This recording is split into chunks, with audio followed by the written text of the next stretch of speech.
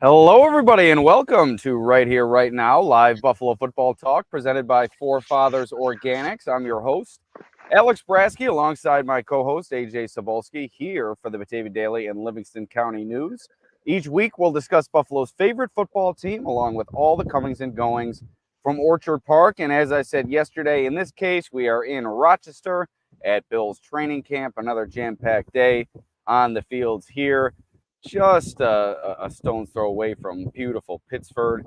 Thanks to our friends at Forefathers Organics in Dansville. AJ and I will get to our discussion here momentarily, but before we get to that, our words from Forefathers. Unlock the power of nature with Forefathers Organics, your premium CBD store. We offer the highest quality CBD and hemp products to liberate your mind, body, and soul, helping you live happy and free. Our mission is driven by excellence and transparency, using cutting-edge scientific methods to combat stress and target issues at their source. From potent ingestible CBD to soothing topicals, all our products are USDA certified organic. Discover all natural wellness from farm to table. Visit forefathersorganics.com for more information.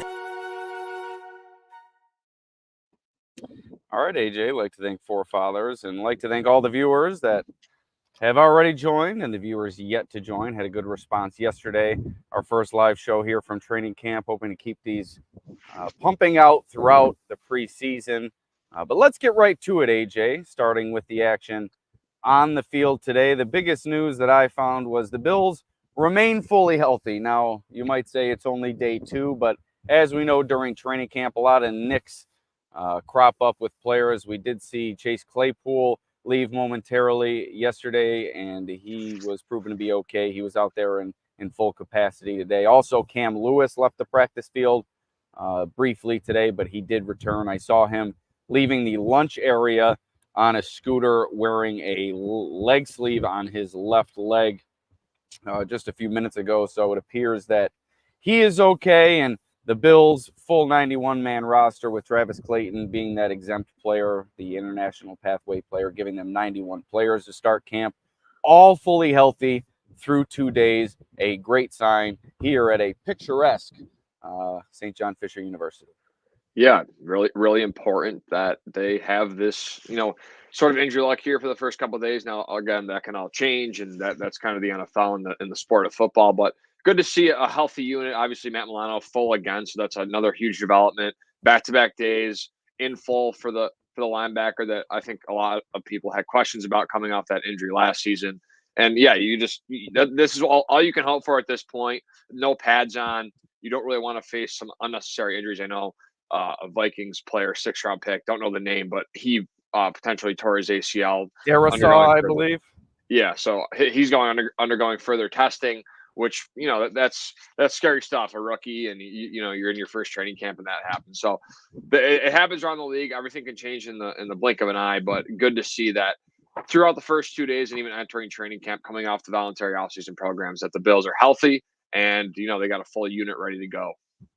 Yeah, I had the name wrong. Darrisaw was actually the players on the 4-year extension with the Vikings. I'm not sure who you're referencing, but either way, Bill's healthy through 2 days in training camp. And you mentioned it in the lead-in, and I guess we'll get right to it. A bit of controversy sparked by one of my tweets sent out from Bill's training camp. I posted some video of Matt Milano on the practice field, and I thought he looked relatively healthy and didn't really see any lingering effects from that injury that ended his 2023 season. But upon further review, which is one of the great parts of social media, you get to watch those videos over and over and over and slow them down and watch them frame by frame. A few fans on Twitter and one of our buddies, Thigh Doctor, a bit questionable sometimes, but we do appreciate his banter on Twitter. But he pointed out a clip within I believe I posted 3 separate clips strung together, and one of them did show maybe a little bit of a favoritism of that injured leg when he was trying to push off during a drill. But for the most part, throughout the offseason and the start training camp, what I've seen from Matt Milano, he looks like a player that is not suffering many lingering effects from that injury. I think maybe what you saw during that video today was just his body maybe reacclimatizing itself to full effort plays while going through drills and maybe some unique athletic circumstances that he's being put in during training camp that he didn't experience during the off season and his rehab. So I'm not so sure if it's him still not healthy and suffering some pain in that knee, or if it's just his body kind of relearning how to use itself at its full efficacy. Did you watch the video? What was your takeaway? And did you see the people roast me and say, "What the hell are you looking at?"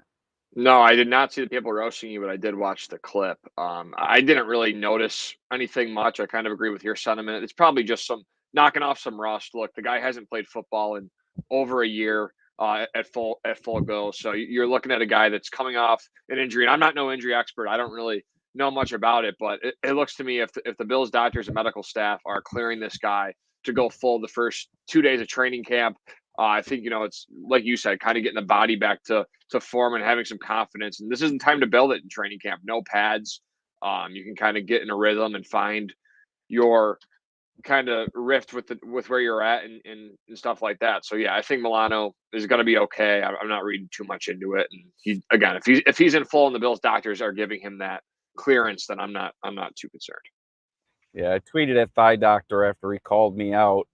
I'd like to see his medical credentials. He calls himself Thigh Doctor. I'd like to confirm that doctor status before we giving too much credence to his opinion. But like I said, I always appreciate his feedback. But moving on to the action on the field during team drills, which is obviously the most exciting portion of these training camp practices. A lot of downtime with individual drills and stretching and walkthroughs and stuff like that, but the team drills is really where all eyes are on the practice field. And after an offensive explosion on day one, it was a little slow start for the Bills offense, perhaps by design. They did work the running game a lot to start 11-on-11 drills, but once the passing game got going, Curtis Samuel flashed immediately. He was all over the field catching passes from Josh Allen and Mitch Trubisky.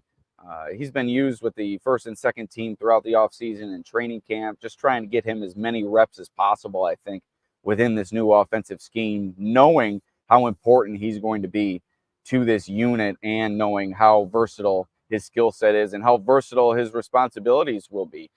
We've seen him line up in the backfield. We've seen him line up in the slot. We've seen him line up all over the place. So I think a lot to be seen from Curtis Samuel this season. We're starting to see it come to fruition here during training camp. A great catch down the seam today. I believe it was Cam Lewis he beat on the right side. Josh Allen threw a great ball, fitted in down the seam, and Curtis Samuel made a great over-the-shoulder catch and stride, ran it about 50 yards for a touchdown. It was his shining moment here today for Curtis Samuel. Didn't hear a ton from him during the offseason training program and not a whole lot from him yesterday, but he was one of the main targets today during day two at Bills training camp at St. John Fisher. Yeah, Curtis Samuel. And it's funny because I'm in a dynasty league and Bruce Exclusive is one of the guys in there. And I asked you this question probably a couple of weeks ago, and I'm like, what do I do with who would you rather give away? Because I have Shakir and Curtis Samuel. I took over Chris Trapasso's team from CBS Sports a couple of years ago, and he kind of left me with some uncertainty. I finished bottom of the league last year, so I'm trying to rebuild, and I'm trying to. I need some running backs, so I was trying to get some receivers, and I had Shakir and Samuel on my roster, and I was kind of unsure. Bruce kept, sending me these trade offers. I felt like we almost had an agreement. I was going to send him a fourth-round pick and Samuel for Austin Eckler and a second-round pick, just because it's a dynasty league, so you kind of think of longevity, and we both didn't think Eckler had much in the tank, but didn't get it done. But today kind of, makes me realize that this is kind of what I've been saying to Bruce is I'm not really willing to part ways with Curtis Samuel or Khalil Shakir yet, just because of the uncertainty of what they could be and what Samuel has done with Joe Brady and the quarterbacks he's had. I sent out a tweet today regarding Curtis Samuel's quarterbacks by year, going back to 2017. In his first season as a rookie, he had Cam Newton. So Cam Newton, again, he was a good quarterback, but in 2017, he was kind of on a downward trend. They still finished 11-5 that year. The next season, he had Cam Newton, Kyle Allen, and Taylor Heineke. In 2019, had Kyle Allen, Cam Newton, and Will Grier. And then in 2020, his final year in Carolina, Teddy Bridgewater and PJ Walker. And then went to Washington. Yeah. And then went to Washington, reunited with Heineke, and then had Fitzpatrick and Garrett Gilbert for a couple of games to start. And then in 2022, Taylor Heineke, Carson Wentz, and Sam Howell. And then last season, what a trio! What a trio! Heineke, Wentz, and Howell. What a trio! And then last but not least, Sam Howell in 2023. So you just look at his quarterback play and what he's had throughout his career, combined with just the creativity from Joe Brady, and I think what this offense needs. He has that speed. Like, this guy's a sub 4.4 guy. He can be used in the backfield. He can be used as an X. He can be used in the slot. He's probably, going to build that rapport with quarterback Josh Allen, a guy that he's never even really, had much chemistry with, but it seems to be clicking nice and early. And it's just great to hear that. Yesterday we had Kincaid and Coleman, and now we're sitting here talking about Curtis Samuel, who, again, they brought in free agency, gave him good money, around $8-9 million per year. So they're betting on this guy to be a key contributor. So to see him out there today being used, all over the place, in motion, on screens, underneath, deep, it's just what you want and what you expect from a guy like Curtis Samuel. Absolutely. And another star of the proceedings today offensively, Mack Hollins, a player that a lot of Bills fans, I think, are underrating, both in his ability to make the roster, but perhaps in his ability to become a contributor in the passing game. Today, he caught a number of balls over the middle. A couple of them went for 20-plus yards. I think one from Josh Allen, one from Mitch Trubisky. He has great size and really great leaping ability I've seen from him over these past couple of days. And Hollins getting involved in the passing game has to be a plus as this team looks for answers at that wide receiver position. We know what he can do in terms of his run blocking ability and aiding the running backs out of the backfield. Also expected to be a special teams contributor. If he can also be on the field as a pass catcher, that will up his value considerably for this team. Yeah, and I think it also, I'm not going to say it gives a better shot for Chase Claypool to make the roster, but Mack Hollins, I think, is a lock at this point. So if Chase Claypool can kind of find the niche in terms of special teams or some other case where he can kind of find a role, I think that'll help Chase Claypool maybe find the last roster spot, just because he has that skill set that Hollins has, and it's kind of, that maybe that backup role. But yeah, I mean, Hollins all over the place today. I saw him again. Anthony Cover One during day one of camp yesterday tweeted that Hollins was getting some looks as the X starting on the outside. So to see him followed up today with opportunities and making the most of them, he's another guy. I have not done it, but I wish I did. I wish I went through his quarterbacks to see what he's been dealt with a lot of underachieving, below average quarterbacks in his career. So he's another guy that really is playing with the best quarterback of his career. And again, just a physical freak, very interesting person, very unique. I think he's bringing some spirit out of these Bills players, these teammates. I think they're kind of rallying around him. Joe Brady mentioned today in his pre-presser that he like, he's not wearing shoes now, some of the guys, and he'll look around and then 10 other players aren't wearing shoes. So it was just funny that kind of his aura per se is, getting to the other players on the team. And he's just been a leader on and off the field. And I'm expecting maybe not big things, but I think he'll be someone we talk about more often than not this upcoming season. Absolutely. And another player on offense that really shined today, Ray Davis getting involved. He's been steadily involved in the passing game, catching balls out of the backfield, but had a big run up the middle, burst through the middle of the line into the secondary, went about 50 yards to the end zone, and just showing great burst and some speed that I think is an underrated part of his game. Is a big sign for him as he looks to compete for that second running back role alongside Ty Johnson, who also had some big plays today. James Cook, and Ray Davis, albeit no pads on, and the offensive defensive linemen really aren't getting after it and not really fully wrapping up and hitting at the point of contact. But Ray Davis, Ty Johnson, James Cook, all impressive days here on day two. Yeah, good to see the running backs getting involved. Ray Davis, a guy that I'm looking forward to see tomorrow when I'm there at St. John Fisher, a guy that I want to get my first kind of look at, because all I've been doing is talking about him for a few months now. So it'll be good to see him on the field in person, see what he's doing, and I'm looking forward to what comes from Ray Davis and his ability as not only a runner but a pass catcher. And again, ripping in the 55-yard run today or whatever the case was is good to see. Now, where do we want to go next? We'll stay on the offensive side of the ball. First blemish from Keon Coleman.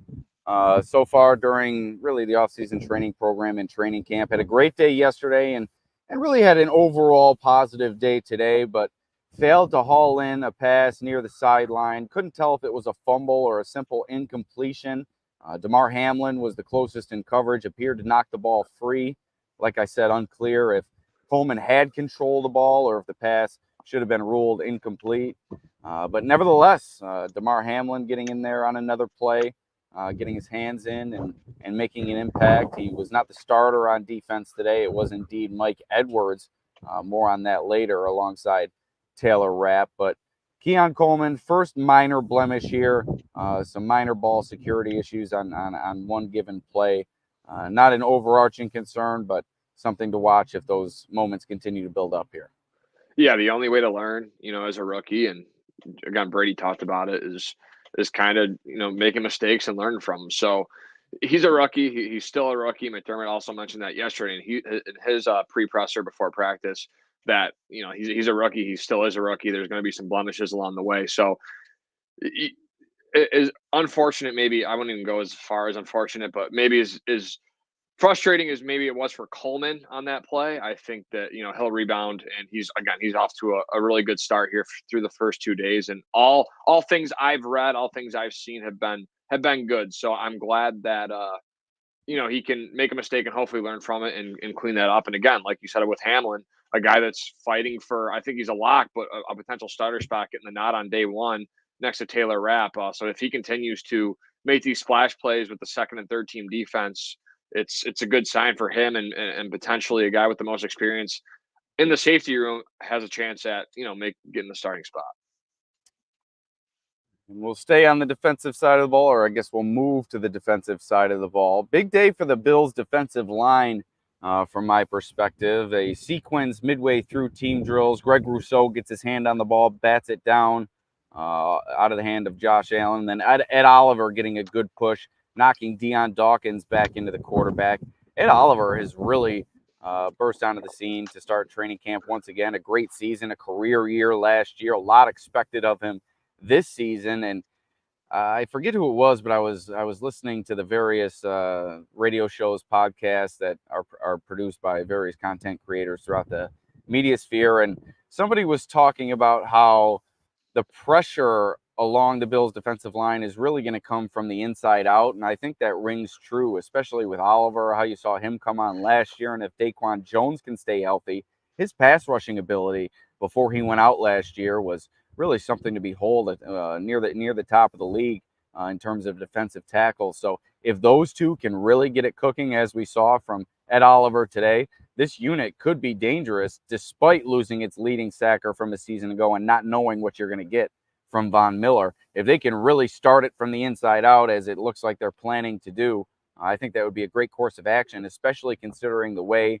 that offenses are structured now. If you can get that pressure up the middle, that's a game changer. Yeah, and you look at, again, Oliver got that extension.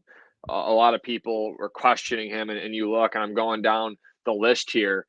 There's about, I'm not going to go exactly, but there's, about 15 guys right now at the defensive tackle position that are getting more than Ed Oliver per year. So that was definitely looking like a good contract now for Ed. He was always a guy that, when he got drafted to Buffalo in 2019, and he is just his smile and his, kind of, again, his aura kind of walking out to get the draft hat and walk on the stage. It was just, you could tell he had the energy, and you're really seeing him kind of, I think, mature. I think he really took a step, not only in his game last year, but I think his maturity, you could just see that he just took a step there. And it's good to see him again, continue to build on that going into this training camp.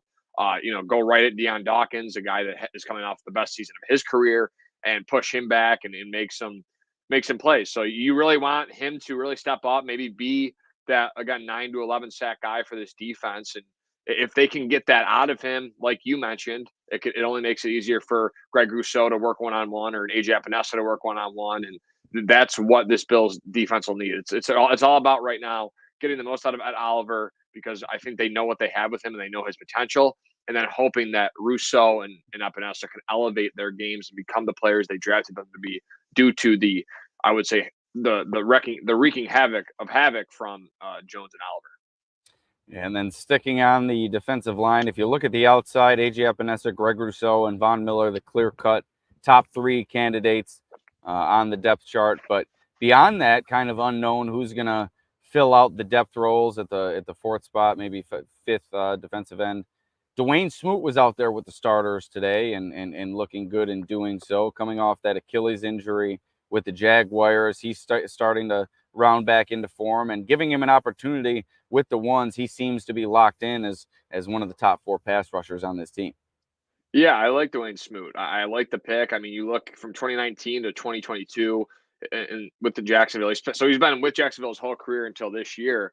And then obviously suffered the Achilles injury last season coming off that. But in 2022, 5 sacks, 2021, 6 sacks, 2020, 5.5, and then 2019, 6. So he put a couple of consistent, solid 5-6 sack seasons together. And like I mentioned, for a guy that's fighting for that DN4 spot, that we both had on our final 53-man roster projections over on the Batavia Daily News website and newspaper. I think that Smoot is a guy who can just be that reliable 4th guy that can get a limited snap share and maybe make the most of it. Again, coming off an injury, so we'll see if he's the same guy right away. But as he grows and gets more reps and becomes, more comfortable in the Bills' defensive system, I think there's an opportunity for Smoot to really, make the most of his limited snap share.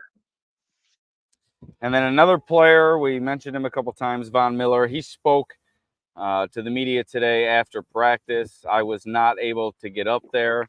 I think you were watching that press conference, if I'm not mistaken. So maybe you can give some better perspective on that. I was still down here on the field, kind of taking in the families who were out here on the practice field. And before we get to Miller, that's one of the best parts of training camp, seeing the players and their families interact on the practice field, the kids being out here wearing their father's helmets, running around with the football, being picked up and thrown around by their fathers who are like 8 times the size of them. It's just, it's awesome to see. And it's so adorable to see these young kids out here in their Bills gear.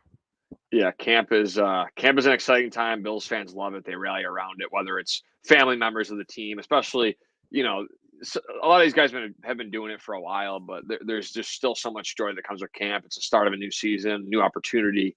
They're probably just grateful that their dad, husband, brother are even out there playing because of the dangerous part of the sport and how physical it is. So it's just good to see that, a lot of families out there celebrate. And Von Miller, like I said, he spoke to the media today, had a lot, not a lot to say for Von's standards, only spoke for about 9 minutes. Usually Von can go on and on and on, but that leads me to my first point. I think Von you're never going to fly under the radar if you're Von Miller, especially how polarizing he was amongst the fan base last year. But I think he's doing his best to do so this season. Just fly under the radar, be kind of unseen, unheard in terms of his interaction. He kind of just runs onto the practice field, runs off. Not to say he's ignoring the fans, but I think he's just focused on business this year and looking to regain that form. Yeah, I really enjoyed the part that I really enjoyed about Miller's press conference was he kind of stuck to his word, because we talk about, and we've mentioned on the show that last year he was talking about how he wanted to be ready by week 1, and he was ready, and he was feeling great, and he kind of basically said that what he said last year wasn't that true, but he kind of just had that optimistic mindset, and that if he went back, he wouldn't change a thing about it. And I think that's a good thing to have in life. Carry that with you, to be optimistic, positive, regardless of the situation. He's been doing it at such a high level for so long. He already tore his ACL in the past, so you feel like, he had that comfortability out coming off a second ACL tear where he thought he could get it done. So it's just good to see Von stick to that mindset and not really say, well, yeah, I was wrong for that. That's who he is. That's what he's going to be. And he said it. He's like, sometimes my optimistic mindset pays off and sometimes it doesn't. And that's life. And that's how it goes. And that's how the cookie crumbles. So yeah, Von, very well spoken today. I agree with you in what you said. I think he's really trying to focus on, getting that first sack. He hasn't sacked a quarterback in over a year now. And he talks a little bit about how much that will mean to him and his family to finally, take that quarterback down in a regular season game. And he hopes that's the case. So yeah, really good stuff from Von. I love the mindset from him. And again, he's one of the best. So of course that mindset has gotten him to where he is today. Yeah, the quote about his optimistic mindset, he said, I think my optimistic mindset has won for me at times and lost for me at times. I think last year, a case where it lost for him. But he said he doesn't know any other way to think. And I think when you're programmed that way, that really carries you and vaults you to the level of success that he's had. But at the same time, it can maybe create a little bit of delusion regarding what your body is capable of. And I think that was the case with Miller last year. He said he's kind of measured by sacks, didn't get any last year, made 3 tackles, probably should not have played last year, but at 34 years old to sit out a season and a half just wasn't on my mind. So Miller's looked relatively good throughout the offseason training program and training camp. Yesterday, he did have a would-be sack going up against Spencer Brown. Didn't see much from him today. Like I said, just kind of fitting in with his teammates and trying to make the most out of this training camp period and get back to Von Miller week 1 of the season. Another person who spoke to the media today, we had Khalil Shakir and Dalton Kincaid. And Kincaid was talking about how his relationship with Josh Allen and that rapport is starting to build. Talked about how he and Allen went on some golf trips to some of the best courses in the country throughout the offseason, and just how he's starting to grow more comfortable as a pro. As a rookie, it can be tough to ingratiate yourself into a veteran-laden locker room such as the Bills had last season, but starting to find his way this year and take on more of a leadership role. Says he is a lead by example type of guy, but also mentioned that he's trying to do more vocal leadership, and they're going to need that from him considering how many targets are going to go his way, how heavily he's going to be involved in the offense. You know what they say, you need your best players to be your best leaders, and Kincaid seems to be trending toward taking on that type of role for this team. Yeah, just as important as his production and usage in the Bills' offense and what Joe Brady plans to do with Dalton Kincaid, it's just as important that he takes that next step as a leader going into his second season. So good to hear that he's kind of taking the Bulls by the horn and really trying to make that a priority of kind of his career right now and going into his second season. So yeah, really like what I see from really like what I've seen from Kincaid so far during camp. And again, I think he's a guy that probably is on the quieter side, but you work with Dawson Knox, another guy that I think will bring leadership to this, tight end room and Bills offense. Those two go hand in hand, and you go back to like last year when they did the Bills embedded and they golfed together, and you could see the instant connection there between those two guys. DK, same initials. So hopefully those two guys can really figure it out in the red zone this year and become a dynamic tight end duo. I'm hoping, and I think they can be a top 5 unit. Before we keep going here, a word from Forefathers Organics.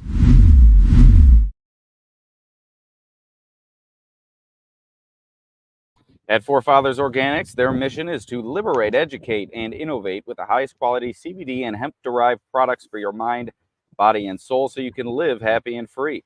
Visit them at 87 Franklin Street in Dansville, online at Forefathers Organics, or call them at 585-335-2223 to learn more about the products they offer.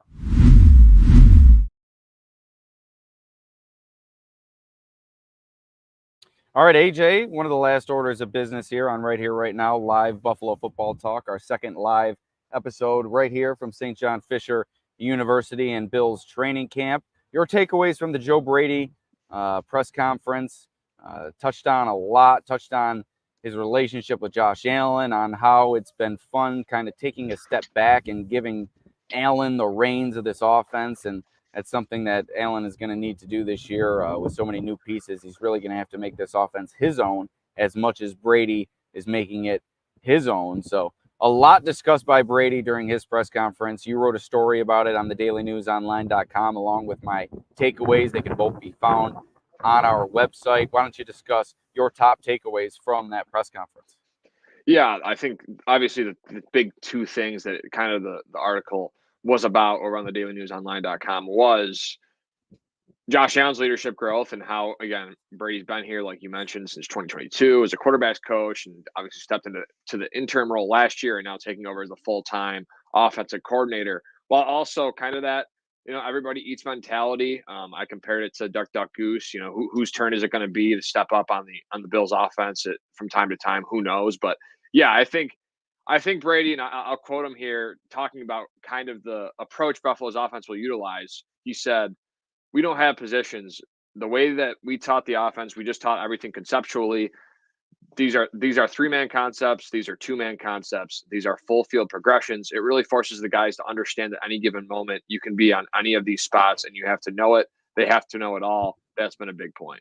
So I think that's a huge one takeaway, because you're seeing, these players line up all over the place, whether it's Coleman in the slot or Kincaid out wide. They're doing different things. They're using a lot of motion, and you're seeing them kind of what Brady's preaching during the press conference. They're doing that. So it's good to see them utilizing different players at different spots, trying to be versatile, and really being a versatile unit with a roster that there's really not that guy. And again, people commented and responded to me and said, there's going to be a number one, which yes, there may be a guy that leads a team. There's going to have to be a guy that leads a team in targets and production, but I don't think it's going to be like we've seen in the years past with Stephon Diggs on the roster. On top of that, he talked about Allen's leadership and growth as a leader with this offense and taking over kind of the reins of it.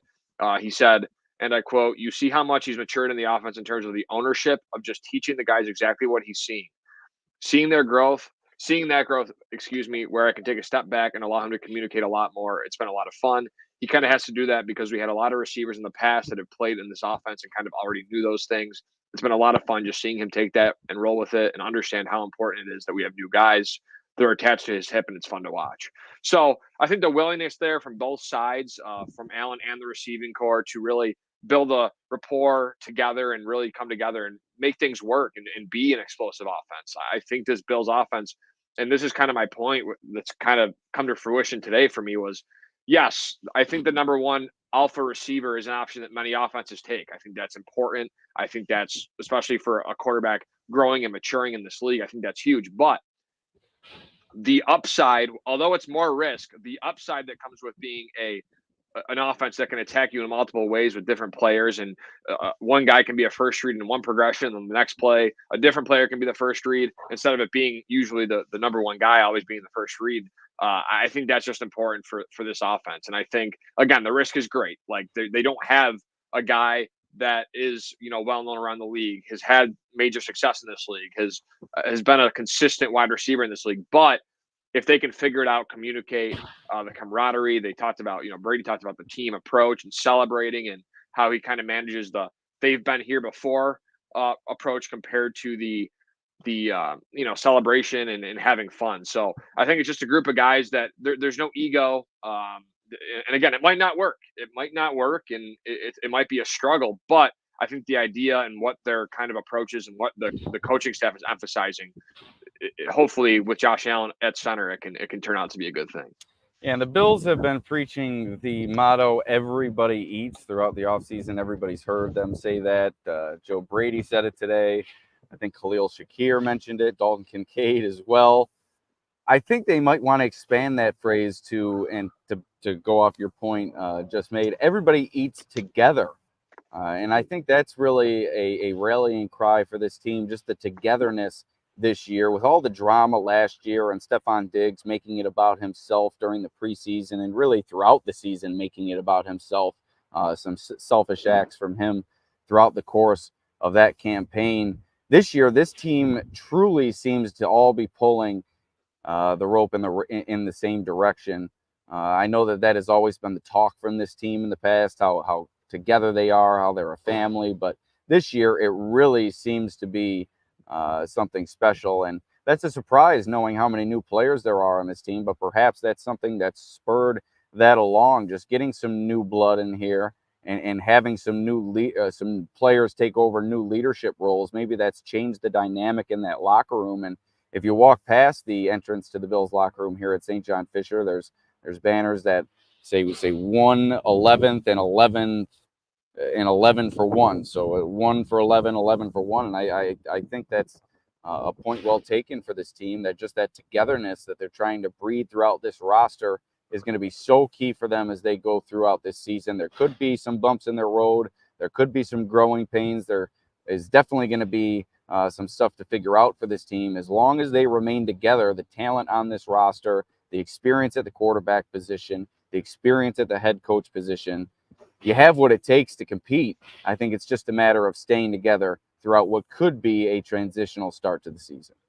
Yeah, and like I closed the article, I said stacking bricks. They're going to be a team that stacks bricks, but instead of stacking bricks individually, they're going to stack. They want to be stacking bricks together, and I think that's what they want to do. They want to work in unison. So stack those bricks high. Probably a little cliche, but seriously, I think they're a group that wants to stack these bricks together and not just do it individually. Oh, you do this, you work on this, and we'll figure it out. And I get it. It's the NFL, and a lot of teams that's the goal, but you do have scenarios where I think the individual does come before the team in instances. So I think there's definitely some hope that this year they can find continuity and come together and really be together as one, like you mentioned. And if they can do that, it's risky. It is risky, like I continue saying, but I think it might turn out okay.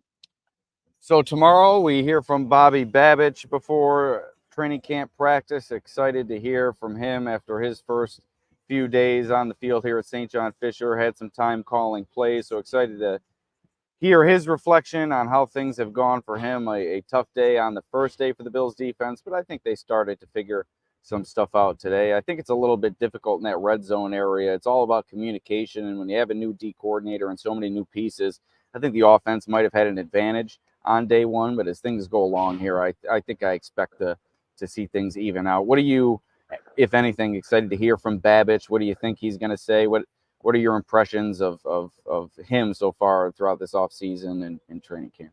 Yeah, I want to hear from him regarding the safety position. I think that's the biggest thing. How they're going to approach that throughout training camp. Is it going to be that the rotation kind of thing we saw last year, where it was at the middle linebacker position with Bernard, Spector, and Dotson? Now, obviously, Bernard got hurt, so that kind of ruined that rotation. But assuming all guys are healthy and okay, I want to see how they're going to approach that. If it's just going to be a day by day thing, they might not probably give us too much, but I still want to hear and see how they're going to handle that in terms of just maybe energy. I want to hear from him in terms of the energy he's brought and how he's seen that kind of go on the roster, on the defensive rosters, the defensive side of the ball. And yeah, that's really it with Bobby. Again, he's a guy that there's a lot of uncertainty. He'll probably call some plays in the preseason and maybe take over the play calling. So maybe how much has he done in the off season to get to a point where he's felt comfortable. And like you mentioned yesterday, he's a guy that you don't really know you do something until you're doing it. So until he's actually doing the play calling, you're not really going to know how good you're going to do, but he was going to prepare. So maybe just give an update on his preparations and how that's gone throughout the offseason and where he feels like he's at now. And that'll be kind of the big three things I want to hear from him. Before we get on out of here, another word from our sponsor, Forefathers Organics. Unlock the power of nature with Forefathers Organics, your premium CBD store. We offer the highest quality CBD and hemp products to liberate your mind, body, and soul, helping you live happy and free. Our mission is driven by excellence and transparency, using cutting-edge scientific methods to combat stress and target issues at their source. From potent ingestible CBD to soothing topicals, all our products are USDA certified organic. Discover all natural wellness from farm to table. Visit forefathersorganics.com for more information. All right, AJ, that's going to do it. Back to the practice field tomorrow at 9:45 a.m. Break on Saturday. Pads expected to come on Sunday. That is not for sure, but that's been the talk. Pads coming on Sunday. So a lot to look forward to here at St. John Fisher. We have the return in blue and red coming up next week. You'll be out here on Friday, tomorrow, actually. So why don't you give the people just I know we did this yesterday, but anything else on your mind that you're excited for tomorrow? Yeah, just content. Give Bills fans, that's the goal, right? Get the camera out, take as many videos, make sure my phone's charged. I got the energy. Wake up nice and early, get a nice breakfast in. And I think we're gonna get some garbage plates after at Dogtown. So looking forward to that because I went to Brockport, so that's a staple for me.